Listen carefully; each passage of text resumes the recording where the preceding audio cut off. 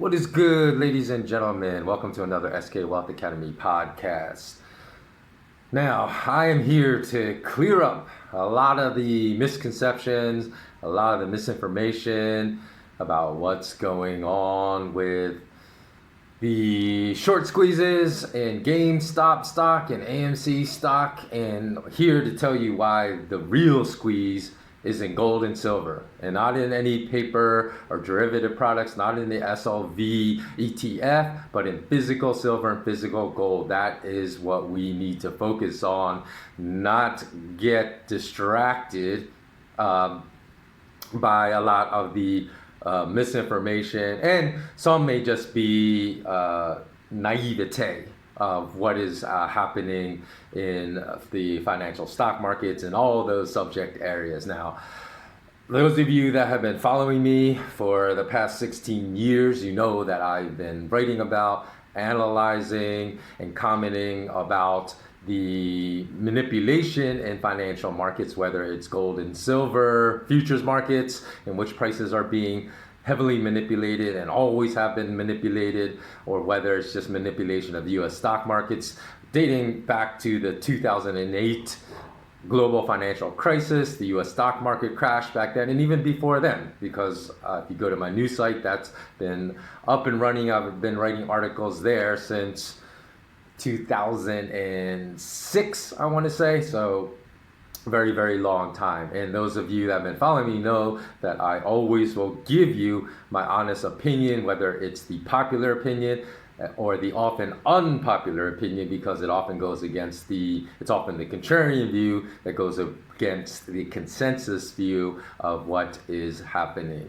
So regardless of whether I think the unpopular view is going to lose me subscribers, going to lose me support, it does not matter. I will always give you the truth, and that's one thing I know all of you that have followed me for a long time can definitely validate. So let's get started. Now, in regard to the massive inflow that has been happening into silver assets, into the physical assets, into silver coins, that is a good thing. However, I don't really think that inflows into the silver ETF SLV is a good thing, because number one, I wrote all the way back when the silver ETF first came out. I can't remember exactly what year that was, maybe around 2008 or 9, was it? Or perhaps even earlier than that, somewhere in that time frame, give or take 2 or 3 years. I can't remember off the top of my head. But even when that came out, I looked at the silver ETF prospectus, read it from front to back, which very few people do, and I said how there are numerous red flags. There's still people today writing about how the SLV ETF is backed by physical silver, and just because the prospectus said 100, it's backed by 100% physical silver, there's virtually no way to validate that. There's never been any way to validate that since the very start. I highly doubt that, and I highly even doubt that this is allocated physical silver. I think it's fractional physical silver. I don't believe it's all the funds that flow into that ETF are 100% backed by physical silver. And even at that, I believe a lot of that silver is rehypothecated. And I've been stating this for like 15 years, okay? So I can't believe that people today are still saying it's 100% backed by physical silver. So it's not a proxy for physical silver. It should never be looked at as a proxy for physical silver. And there's also some debate between Redditors and non-Redditors, whether Redditors are involved in the massive inflows. The fact is that there have been massive inflows though into the silver ETF, the SLV, and also into physical silver coins. So if we look into these massive inflows into just the silver ETF, let alone the physical market, there's $66 billion that flowed into the ETF recently, and not even including this month. And on some single days alone, $1 billion flowed into the silver ETF SLV. So to focus on, no, Redditors are really participating, that's distracting from the GameStop short squeeze, don't get distracted, that's irrelevant. It's really, really foolish to argue about that. I'm sure they're actually, with that much money flowing into it, there probably are some Redditors. How many, whether or not it's a lot, it's not that much percentage-wise, that's irrelevant, okay? The relevant part is, number one, any type of effort to free silver prices from Wall Street manipulation should not focus on the SLV, because SLV shares, the money that flows in anyways, could just be turned around and lent out to short SLV. So again, if you are buying SLV shares through a brokerage firm, they're usually held in street name. They could be lent out, especially if you're trading on margin and margin accounts. There's no way you can stop that. They could be lent out to short sellers. So again, it's not, and it doesn't even protect you because it's not a proxy for real silver. The only thing that would protect you is buying and taking delivery of physical silver. So that's the best way to go. But I haven't even started my rant of really talking about harsh reality of what's going on, because I've seen so many people recently on social media post all these rants about how furious they are about the changes of trading rules enforced by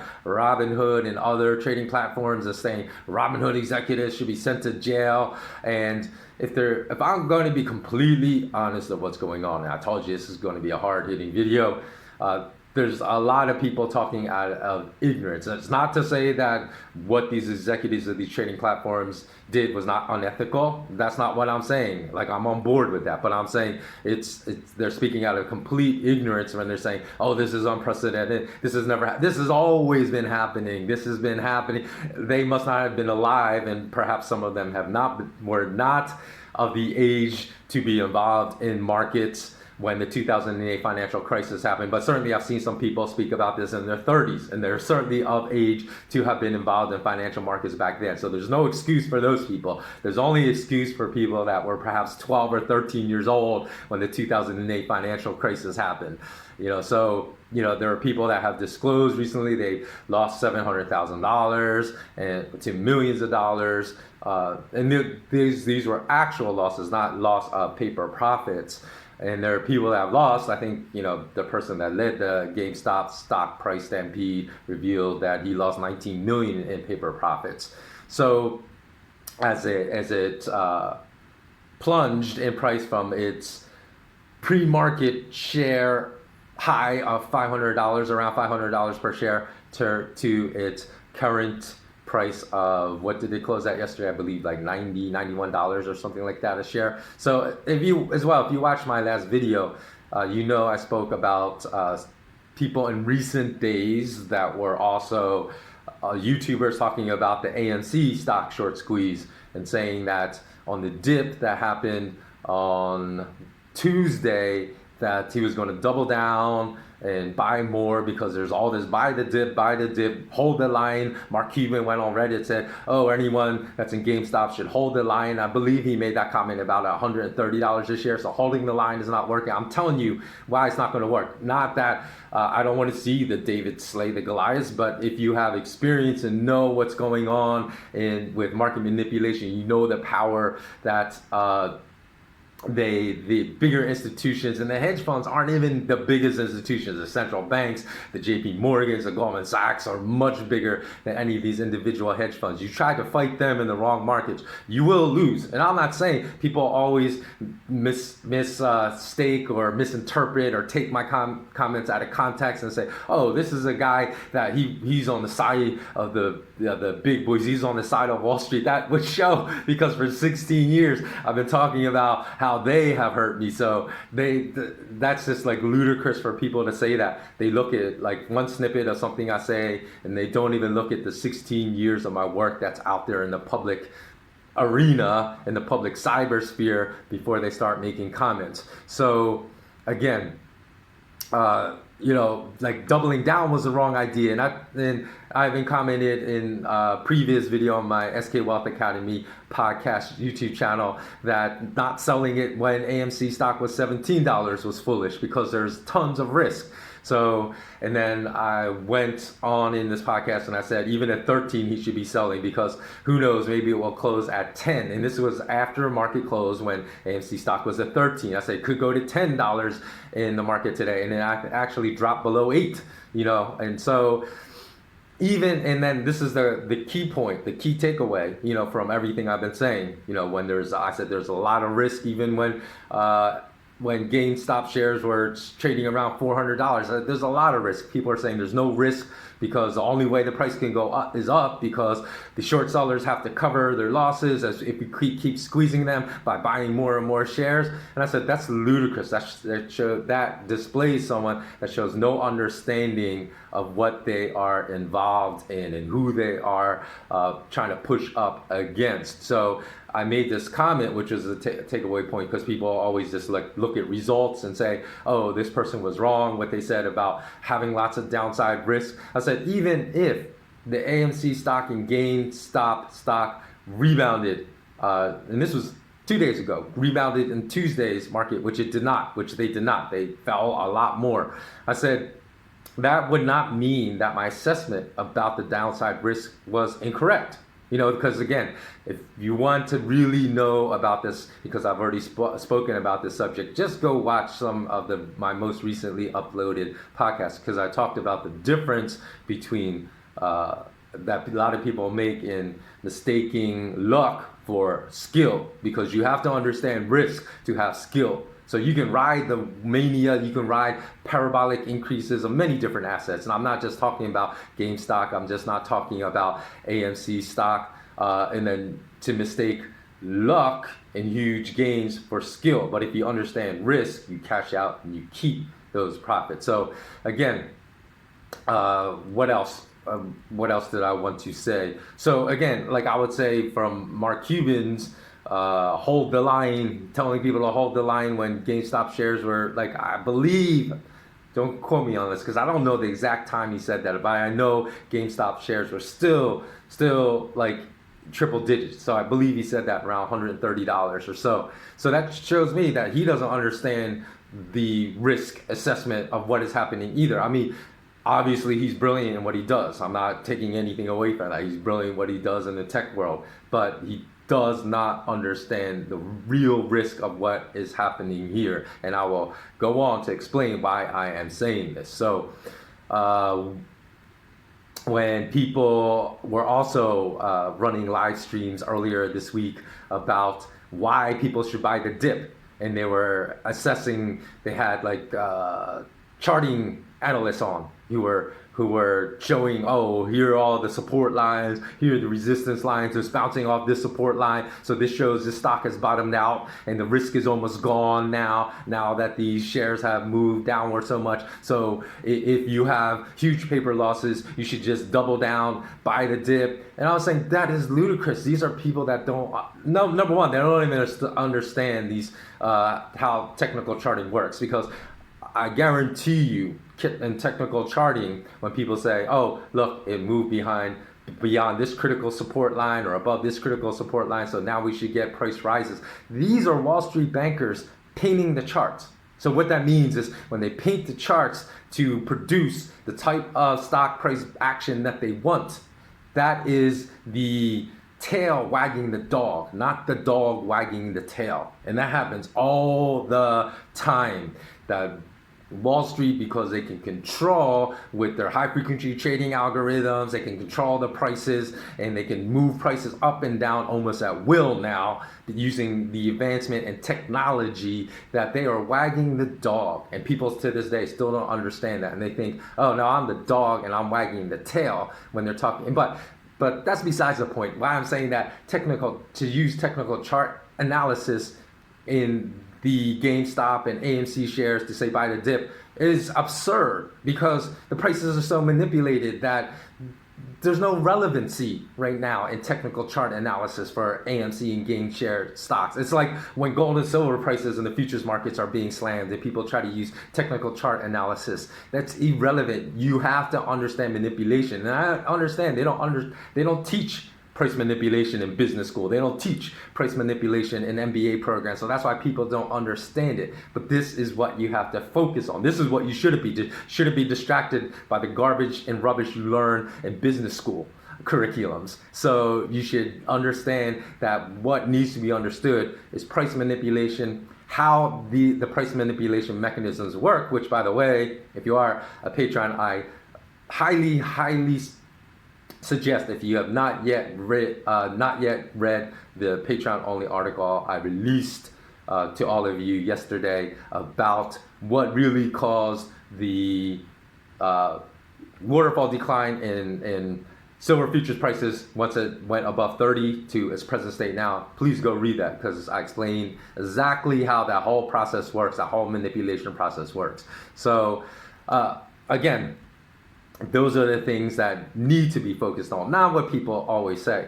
And so let's see. Secondly, let's discuss this outrage from a frank and honest viewpoint. And I want to really make a clear distinction again, so people do not take my words out of context. Now, there has been a lot of outrage from people saying, oh, look, the absurdity of these hedge funds being 140% short the outstanding shares on Gamestock stock is reason enough that we need to punish these criminals. And number one, just to say that shorting is always a bad thing, and the people that short certain stocks are always bad people. It's just assessment that it's not correct, because when we look at 2008, that whole financial global financial crisis. I don't know why I'm having problems speaking here now. During that time, a lot of the Wall Street bank stocks were being shorted. And they're being shorted for reasons, because fundamentally they're completely weak. And during that run up, before the stock markets crashed and before all the banking sector stocks and finance sector stocks crashed, there had been a push by Wall Street banks to push the share prices of these particular stocks, including a lot of the Wall Street banks, to absurd levels, highly distorted levels that were multiples above their fair price. So when people shorted them, they should have, because those share prices were so distorted beyond any type of fair valuation that they would be doing a service to the market and bringing them down to what's a much more rational, reasonable valuation. So in what happened when all the CEOs started losing a good deal of the wealth that they had in their stock options and in the stock they held in the companies of which they were CEOs, what happened? The rules changed overnight, okay? And all the short sellers got slammed, because for a period, all short selling on any single financial industry stock was banned. So what happened the next day is the prices all gapped higher significantly, and short sellers, and even those that had put options on all these stocks, they woke up that morning to losses of hundreds of thousands of dollars.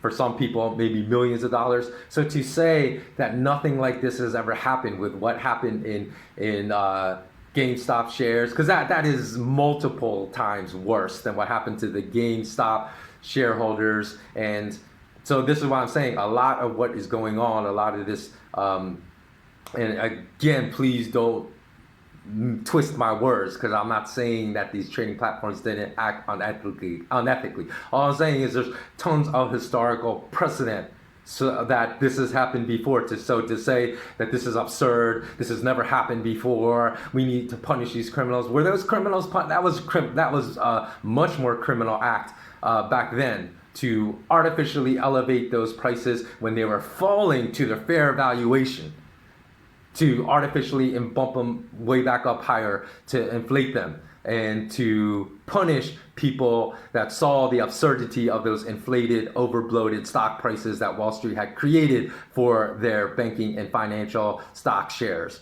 So that's why I'm saying, and here's the other thing, which people are going to get mad at me for saying, but what these hedge funds were doing, okay, because I think in GameStop shares that this whole short squeeze started at around $20 a share or so, maybe a little lower than that. I'm not certain where it all started, because I haven't really been following, it all that closely. But say I was a hedge fund, okay, and I'm looking at GameStop. Realistically, man, it's a brick and mortar video game store. So you say, is this really worth $20 a share? So they're trying to short it, because I haven't released a video the other day. I said probably the fair share is, and I didn't do any in-depth analysis or any kind of forensic analysis of their balance sheets, but I said, maybe realistic fair share price is $10 a share. So from them, are, and of course, instead of allowing that their share price to fall organically, they're trying to manipulate it lower for their own personal benefit, right? So instead of organically letting that happen and the share price continue decreasing when earnings comes out and their earnings are decreasing over, quarter after quarter, year over year, they try to force it artificially, right? And cut the share price in half. So that obviously is manipulative, right? But is a short squeeze is to $500 when really maybe the fair market value is $10? Is that any better? Is that less manipulative? So some people will say, well, these guys have been making billions doing this all the time, so just to punish them, let's punish them once. And we're winning here, so let's keep this going. Let's don't give up the fight. But here's the thing: what is it all for? You have to have an end goal when you organize things like this. There has to be an end goal, and this is why I'm going to say the real squeeze is in physical silver and physical gold markets. And I'm going to explain. I'm getting to that. I know I'm being a little long-winded here, but I believe all these other points leading up to my main point is really important to understand, because I said at best, number one, the probability of causing a couple bankruptcies in hedge funds is extremely low. I know that's an unpopular opinion. You don't want to hear that. No, we hold the line. We'll be able to bring these hedge funds down. But say, okay, that probability I think was a fraction of a fraction of a fraction of 1%, and I'll explain why.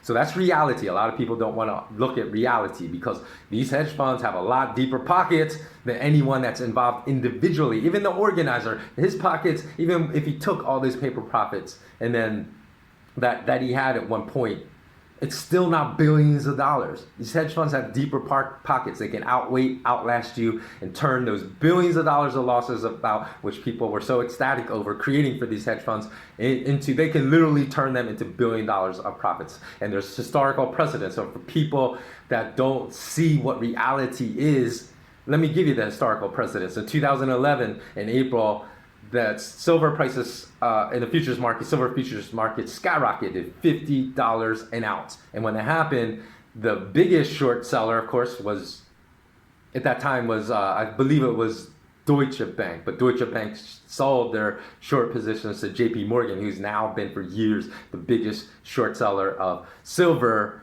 for years and years and years, okay? So, but what all these big banks are that always have big short positions in the futures markets and gold and silver futures markets, they're known as the bullion banks. So cumulatively, the bullion banks have billions of dollars of losses. So there's that was a very analogous situation to the mentality people had in shorting, organizing the short squeeze of Gamestock and AMC shares. So they said, hey, let's keep holding the line. We can push it up to $100 because we keep hurting them. Their billions of losses keeps growing and growing and snowballing. The only thing they can do is keep buying more silver, which is going to force prices higher. We force it to 100. We're going to bring down a Wall Street bank. I said that's ludicrous. To think that was ludicrous because they can throw. People have to understand about, and that's someone, and these are people with like PhDs in economics or MBA degrees, and that's why I said even back then, all those degrees are worthless if you don't understand how manipulation works, because they can literally throw billions of dollars into the silver and gold futures markets to force prices downward, sell off billions of dollars worth of contracts, and without selling a single physical ounce of gold and silver, and they will turn, and that's actually what happened. And they turned, to make a very long story short, because just go back to my news site. I talked about this a lot back then if you want to know the details. So basically what happened is they actually not only recouped all those billions of dollars of losses, of which people were very happy for creating for all these big bullion banks, they turned their billions of dollars of losses, because guess what? They cut the silver futures price in half from 50 to 25. They turn those billions of dollars of losses, not just to break even, but into billions of dollars of profits.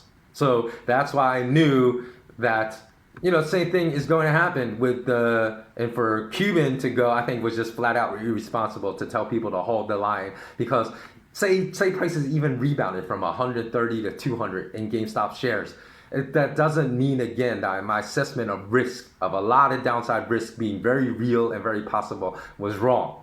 That would just be people, again, mistaking luck for skill. They would just be lucky that Somehow they, regain control of the market temporarily, because same thing, I would have said the same thing in silver back in 2011, even if the push prices from 50 to 60, because people know, okay, I ran a gold and silver research consultation firm back then, and people know I said, do not buy silver at 50. Do not buy silver at 50, because it's going to get pushed down. And even if it went to 60 and I was wrong temporarily, I would say, look, I'm going to be right in the intermediate term, not even the long term, intermediate term.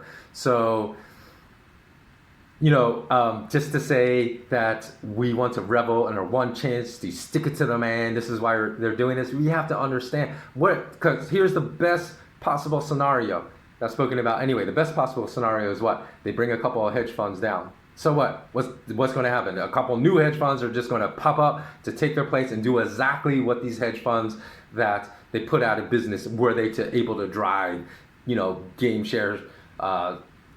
GameStop shares to like $1,500 a share and AMC shares up to $100 a share. That's at best, right? Okay, so at best you put a couple of hedge funds that manipulate markets for their own Machiavellian benefit out of business. But it doesn't change anything in the long run. So that's why I say even the long-term goals were misguided. We have to concentrate, and that's why I'm getting onto why the real squeeze is in physical silver and physical gold markets. Because taking down a couple of hedge funds is like, even though they have deep pockets and are still big fish, in the grand scheme of things, in the micro analysis they're big fish, but in the grand scheme of things they're small fry. They're like the street corner hustler slinging cocaine and heroin and methamphetamines on your street corner. You get rid of them, what happens? The next day there's two new street corner hustlers out there, but you want to take down the big drug lords.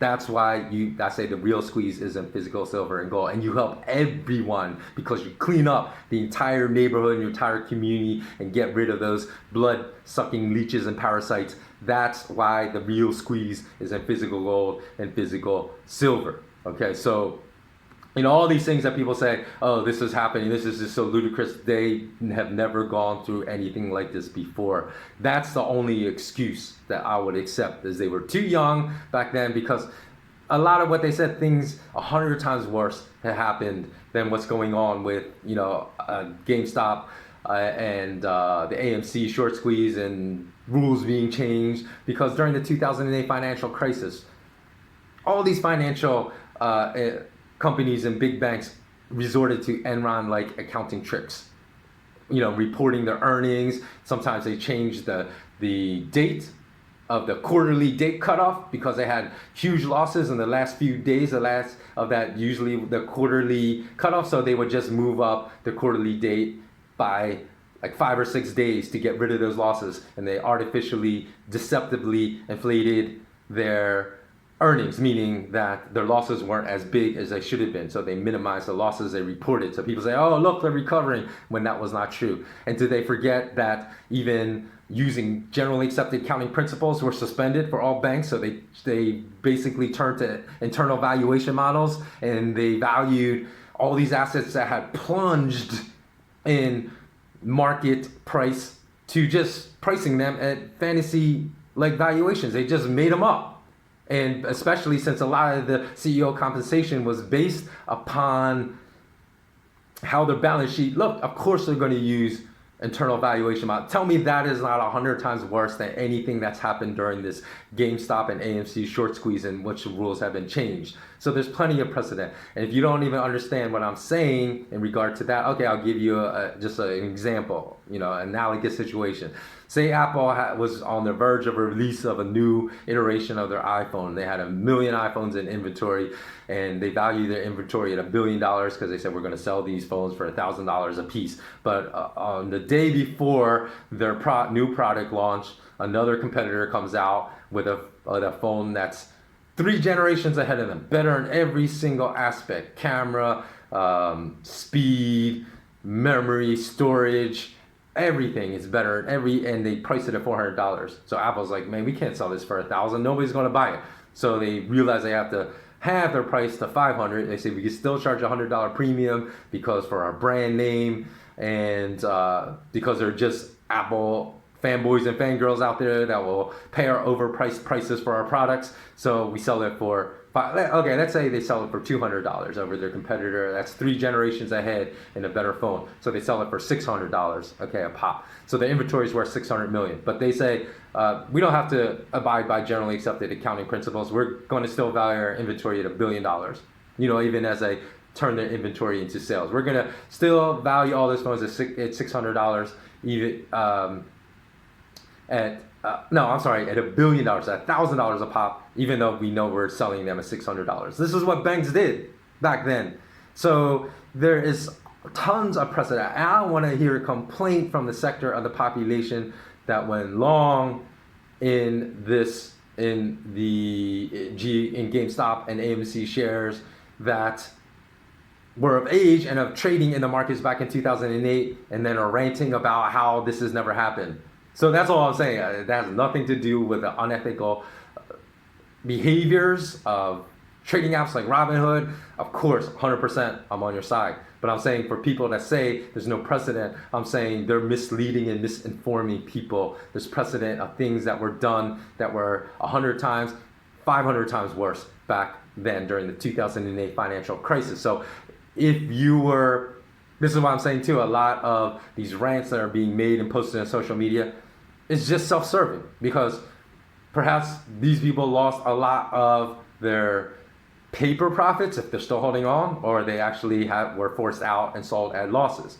And they did not speak up in 2008 because they weren't in the game back then. When they observed, things that were going on, like I said, they were 10 times worse, 50 times worse, 100 times worse than what's going on now. They were silent. So this is why I say we always have to speak up. And I made a video speaking to that I posted just a week ago on my YouTube channel, that when Edward Snowden revealed all the ways our privacy was being destroyed, I said that led good people that were silent, did not speak up, or said, oh, I don't care because I have nothing to hide. I don't care. The US government can look at, the Australian government can read all my text messages on my phone. They can download all my photos. They can go into my email, download all my email, read everything they want because I have nothing to hide. I said that kind of attitude is going to it's eventually going to lead to blowback. Even if the next, restriction of privacy or restriction of our freedoms doesn't lead to blowback on you, and the next one doesn't, it's eventually going to lead back to blowback. And what happened last year, we saw in 2020 how we're all locked down, due to this virus. Putting that virus in air quotes. Not that I'm saying the virus isn't real. It's real, of course, but I'm saying the reaction of the oligarchs to locking us all down was absurdly obscene in regard to the lethality of this virus. When there's like especially when, what is it? It's like a 99.98% recovery rate if you're under 20, and even if you're under 50, it's still like 99.7%. So there's almost like no fatalities. First time in history, healthy people their rights have been stripped, their freedom to move about, and people all around, again, good people that are either remaining silent or that just don't want to question the authority of the state, are responsible for ushering in these things that are happening now. So I feel like I have a couple more points I want to make about this.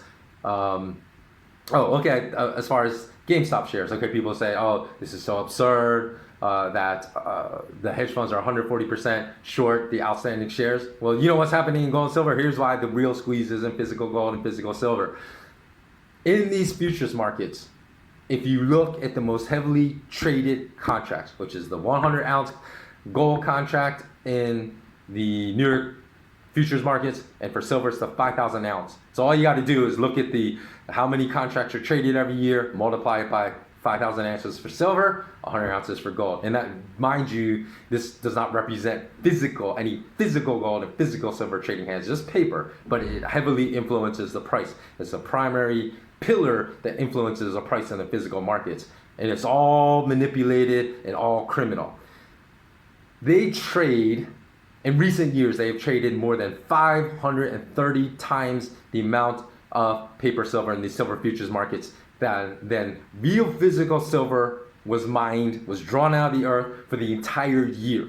So people are up in arms about this absurdity of GameStop shares 1.4 times, right? 140%. That's 1.4 times the existing amount of GameStop shares. And the silver futures markets, they're trading I was going to say, because it's so outrageous, though I gave you the answer, I was going to say, how much do you think they trade? Would 5 times be outrageous when people are so outraged over 1.4 times being short, the hedge funds being short of outstanding shares of GameStop shares? Would 5 times be outrageous? Would maybe 10 times would be insanely absurd, right? But obviously, the reason, the answer. They trade over 500 times. So if you're outraged over 1.4, why are you now outraged over more than 500 times? And also, there's physical silver, physical gold held in COMEX warehouses that back the silver and gold futures trading activity every year. You know how much trades every day? Again, what trades every day is not 1.4 times the amount of physical silver and gold that's supposed to back these trades in the silver and gold futures markets. It's hundreds of times. So if your outrage is there and you concentrate it, because you know why I say it's 1,000 times worse, not just hundreds of times, not 500 times worse than what's going on with GameStop shares or AMC shares. I say it's thousands of times because, like I said, you have to focus on the outcome. The outcome, who cares that the outcome is great and you take down what you feel are criminal hedge funds? That's not going to last, because like Medusa, instead of you take down 4 more heads will pop up, and you'll have achieved no lasting, sustainable, positive results for all of us, right? That's the end game goal, or should be. So in silver and gold markets, right, when those prices are manipulated, that hurts all of us. That hurts all 7.8 billion people of this world. You know why? Because that leads to great degradation in the purchasing power in all fiat currencies. Doesn't matter if it's the yen, the Korean won, the Malaysian ringgit, the Australian dollar, Canadian dollar, US dollar, the Brazilian real, the Polish zloty. I think I said that correctly. It does not matter. It hurts us all. So if you really fight the manipulation, and the best way I said to fight it, why? Because you're protected with physical silver and gold. You take delivery, you hold it, you have it in your hands. It's never going to go to zero. We have 5,000 years of history, right? And for people that don't know, the silver futures price at the start of this bull run was $4 an ounce. So even though they brought it down from 30 to less than 27 or somewhere in and around that, I guess depending upon when I publish this and when you watch it. Same thing with gold, started at around 250, still around above 1,800. So it's going to rise over time, despite, this is also, people get distracted by the immediate, price movements, the price slams that occur, like that happened in silver on, Tuesday? Or on Monday, started on Monday. So you can't be distracted by that, and you won't be distracted by that if you really understand reality, you understand how manipulation works, and you understand risk. Risk is super, super important to understand risk and the reality of risk and the reality of fighting against, big financial institutions and winning. They can't be driven by idealistic naivete. Because what we want is a real sustainable outcome that is lasting for years and years and years. And that's why I say the best way to really get back at the rich oligarchs, that everyone's upset at, and rightfully so. I'm upset at them because they have really hoarded the wealth. It was I think 3 years ago, 2018, there was a report from Oxfam that said the 8 wealthiest people in the world own the same wealth as the bottom half of the world. Okay, so I think back then maybe there were 7.5 billion people.